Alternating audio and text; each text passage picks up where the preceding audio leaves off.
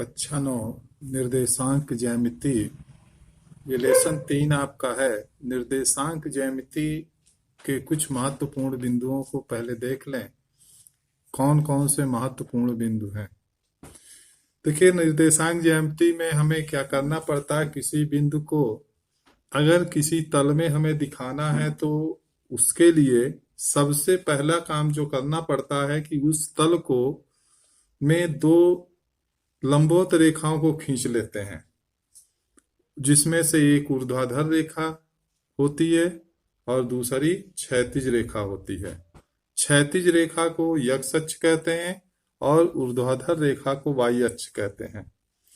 x अक्ष और y अक्ष इस तल को 4 भागों में विभाजित करते हैं।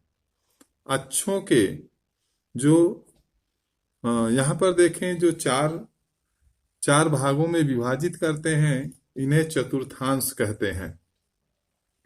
अक्षों के प्रतिच्छेद बिंदु को, अर्थात x अक्ष और y अक्ष जहां पर एक दूसरे को काटते हैं, उन्हें मूल बिंदु कहते हैं।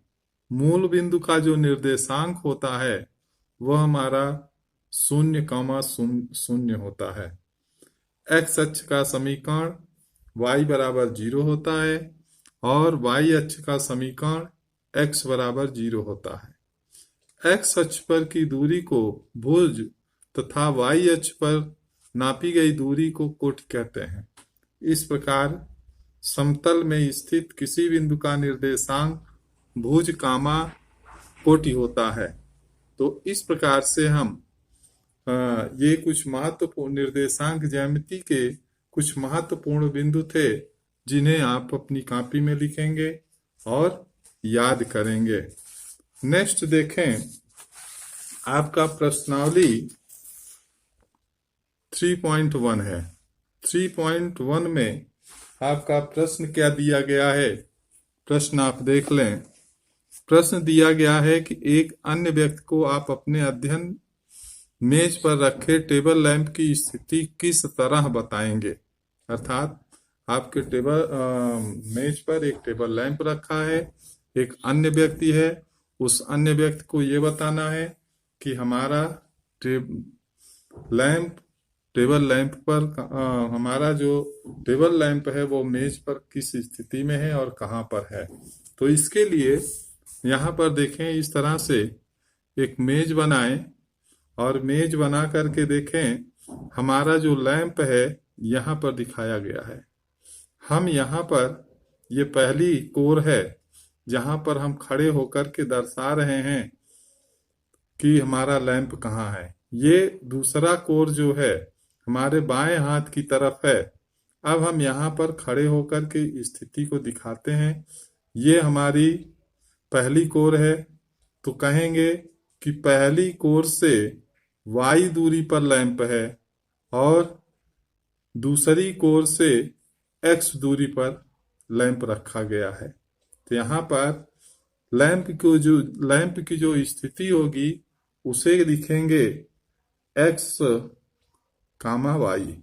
ठीक है, तो इस प्रकार से इसको लिख भी सकते हैं कि माना मेज का तल एक समतल है और उस पर रखा हुआ टेबल लैंप समतल में स्थित एक बिंदु है।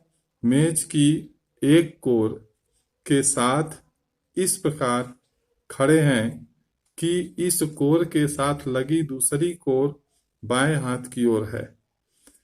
यदि दूसरी कोर से लैंप की दूरी x यूनिट तथा पहली कोर से लैंप की दूरी y यूनिट है, तो लैंप की जो स्थिति होगी वह x, y होगी। इस प्रकार से आप इसे कॉपी पर बनाएंगे और ये स्टेटमेंट आप लिखेंगे।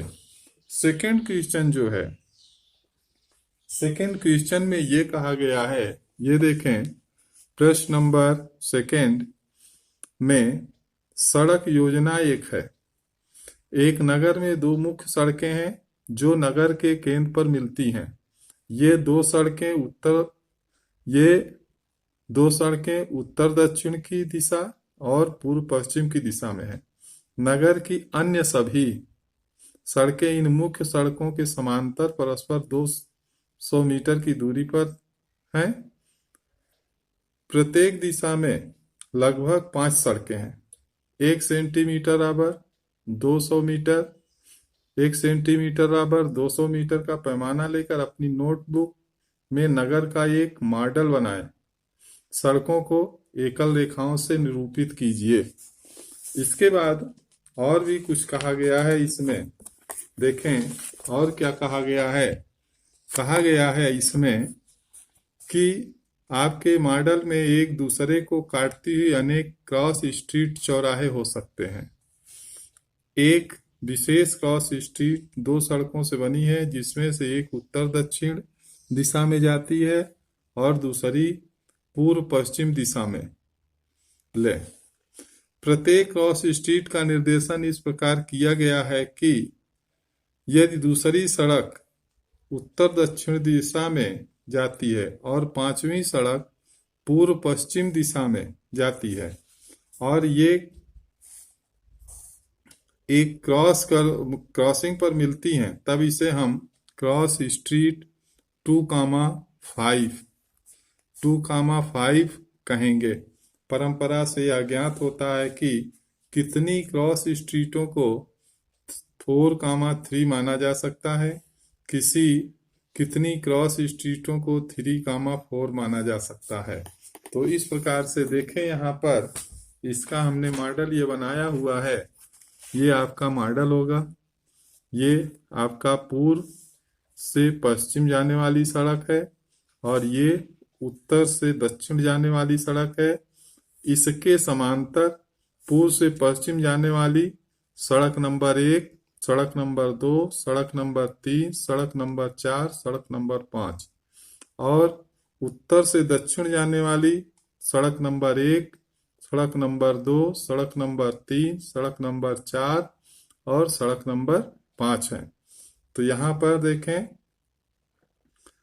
पूर्व से पश्चिम जाने वाली जो सड़क है और उत्तर से दक्षिण जो जाने वाली सड़क है, 3,4 यहाँ पर होगा।